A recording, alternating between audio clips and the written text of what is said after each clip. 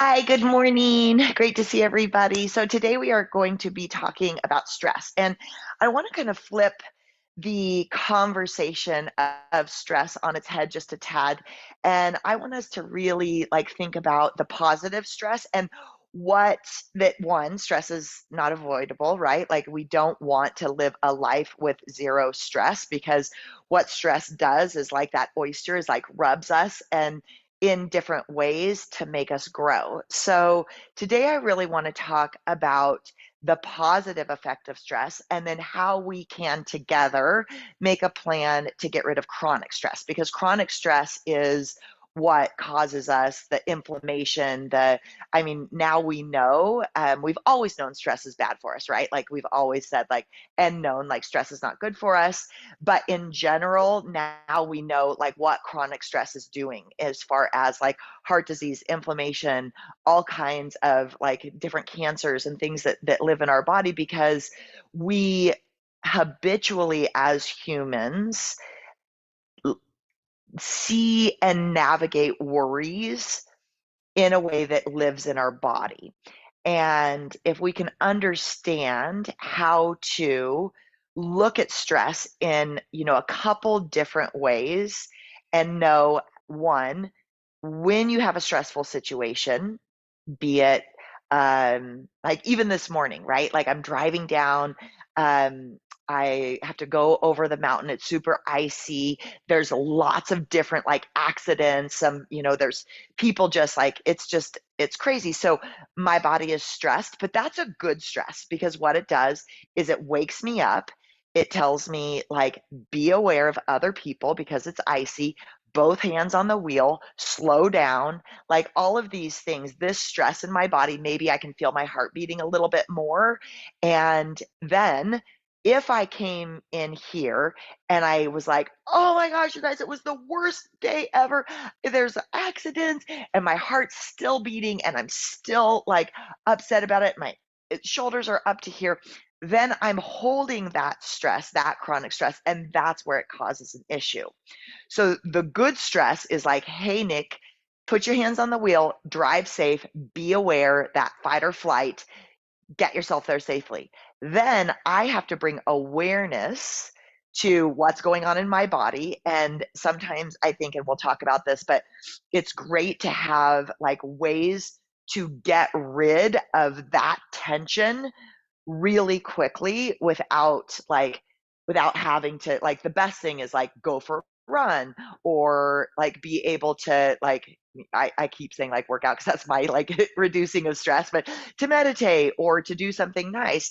But in general, if we can have just a couple little like back pocket ideas of how to like get rid of stress. So if you can stand up, or if you're driving or whatever, just stand up and just take a second and like visualize a stressful moment for you. So maybe you already had one this morning. Maybe somebody made you mad, or maybe you didn't sleep well last night, or maybe you drove on icy roads, or maybe just kind of think about something that could be stressful.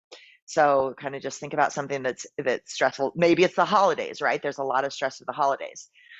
Maybe it is work stress, trying to get things done before the end of the year. So just kind of let that reside inside you. Now take one big breath in through your nose and then a big audible exhale and let go.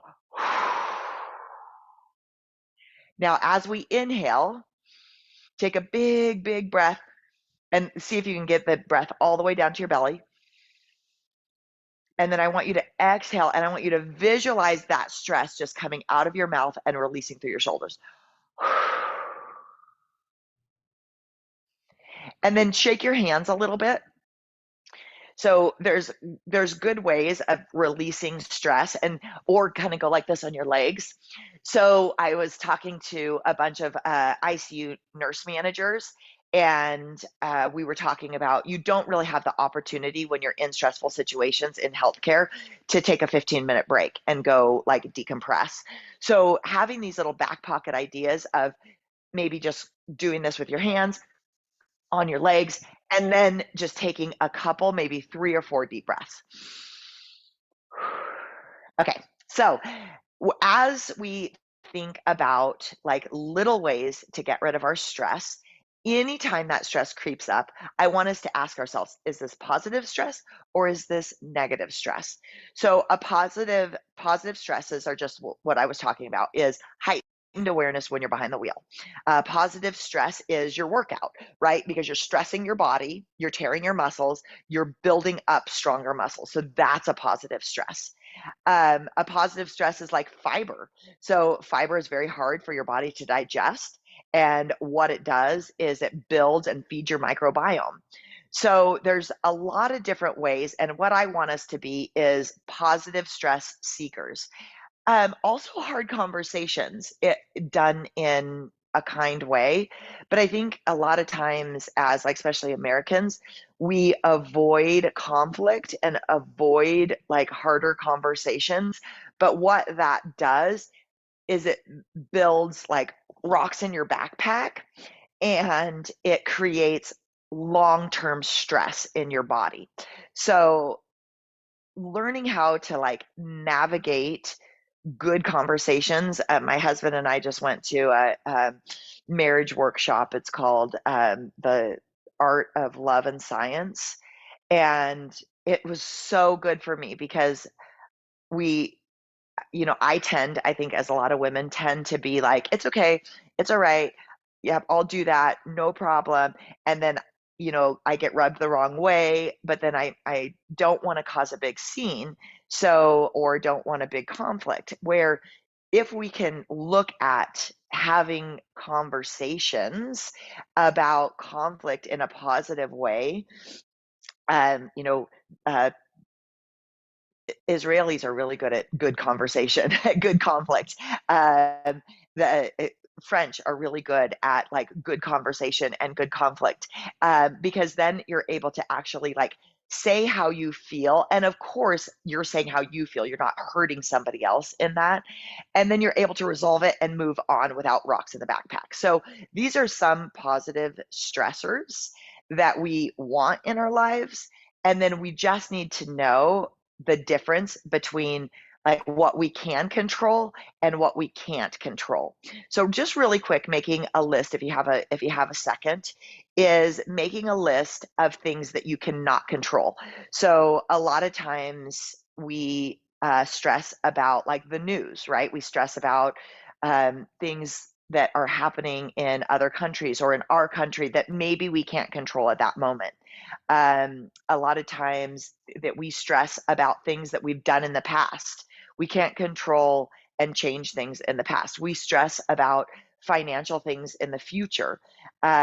These are things that right now we can't control. Sure, we can make an action plan and we can say, okay, maybe this is a positive stress for my financial situation, and I need to get a side hustle, or I need to do something like that. But just sitting and worrying and stressing, that's what causes the disease. That's what causes the cancer. That's what causes the inflammation in our body. So, as much as possible, just bringing awareness to what you can control and what you can't control, and then thinking about when you get stressed, which is normal. We're going to stress. We're going to worry about end of life. We're going to worry about like different things. We're going to worry about our kids, our significant others. We're going to worry about the people that we love. But if you can instantly say, "Hey, what can I control? What can I do? What positive things can I take from this?" And then what can I flip it on its head and say, I need to breathe and get rid of this. My sister just got in, had a really bad incident with road rage. It was horrible. And, talking to her, she's really upset about it, and rightfully so.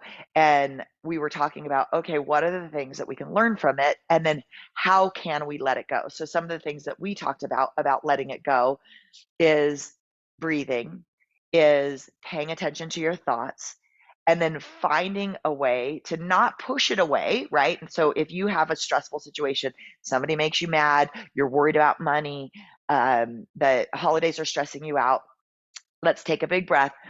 And then we'll just write a list of things that we can positively do that will take that stress and deal with it, but then get it out so it's not chronic stress and living in our body and manifests in injuries or in like body issues.